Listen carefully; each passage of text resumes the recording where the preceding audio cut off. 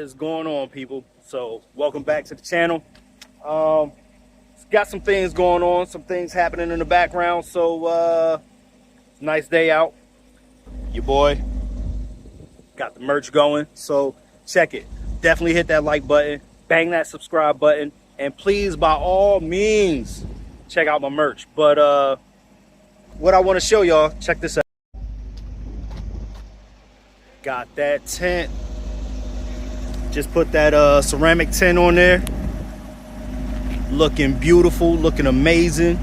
I didn't get the back window done because I heard a few things in the that like the back window isn't good because of the heat or whatever. Like the tint will be good for at least a year or so. Then after that, it'll bubble up. So I didn't get the tint done on the back window, but I did get everything else tinted and done. Driver, passenger doors, and then got the brow done. But yo, hit me up in the comments, let me know what y'all think. And yeah,